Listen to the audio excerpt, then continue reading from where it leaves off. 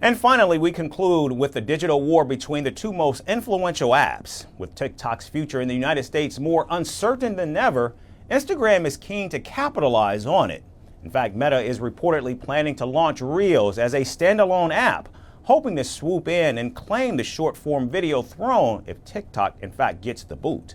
But given Meta's track record with copycat apps, is this just another doomed attempt, or could Reels finally take off on its own?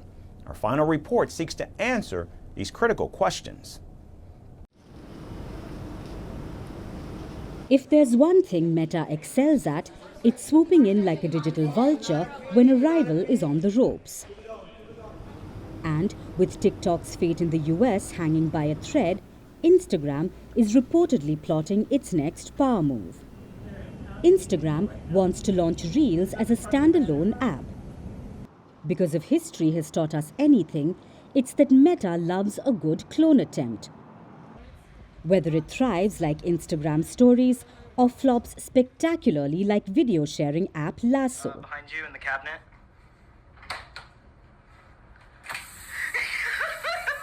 According to reports, Instagram chief Adam Mosseri let this little nugget slip to staff earlier this week.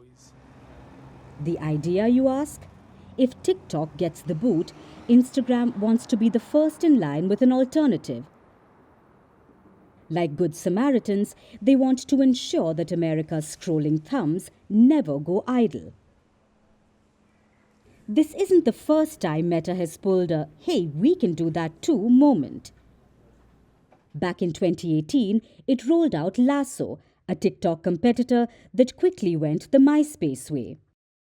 More recently, Meta launched Edits, a video editing app clearly aimed at poaching users from CapCut, TikTok's sibling app. And now, with TikTok's future cloudier than ever, it seems Meta is dusting off the playbook once again. So why is TikTok in trouble? Well, the US government isn't exactly thrilled about a Chinese-owned platform having access to data from nearly 170 million American users. Officials fear that China's ByteDance, which is TikTok's parent company, could be collecting sensitive information. For example, data, messages, and who knows, maybe even your favorite dance challenges for nefarious purposes.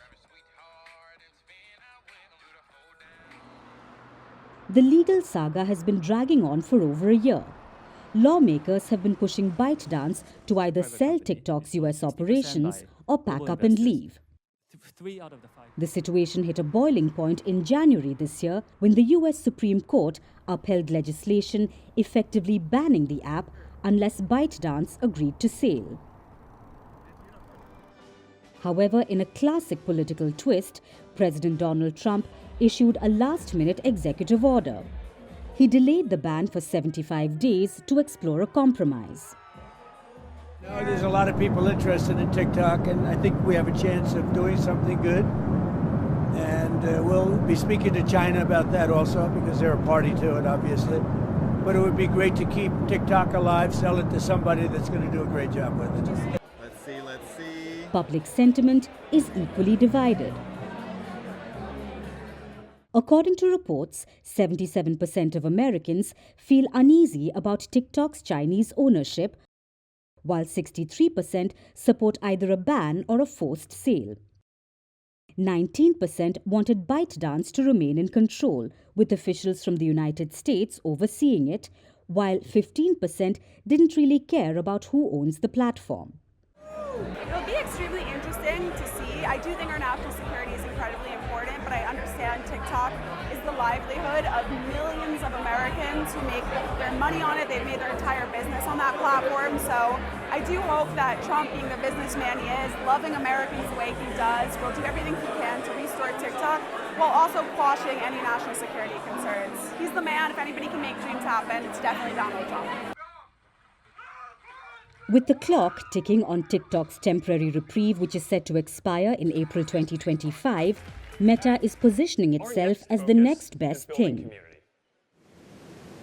If TikTok disappears from the United States, Instagram's standalone Reels app could swoop in to keep short-form video addicts entertained.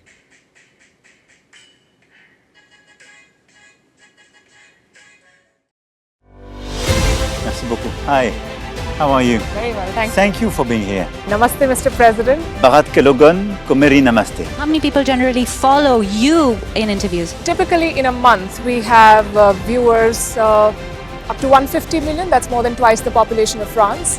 And in the last 2 years we had 3 billion viewers. So I say, Laurent, this is your chance to be famous. You're on Firstpost. One word to describe your equation with Prime Minister Modi. Amitié. As India and France work together, are you creating a new era of non-alignment in the technology space? India is a training superpower. 1 million engineers a year, more than all of Europe and the US combined. So we have that partnership. We have a partnership on the environment and the economy. We also have civilian nuclear programs, and that is something we've developed far beyond the France-India relationship. So we want to work together on AI. And then comes China with its DeepSeek, creating models at a fraction of the cost. Did that innovation take you by surprise? Did that breakthrough make you sit up and think, what did the Chinese do and how? But what did DeepSeek do? They took everything that was already available from the last AI model, and then they recalibrated it. So are you going to ban Chinese AI in France? So we don't have this American approach of banning tech because of where it comes from.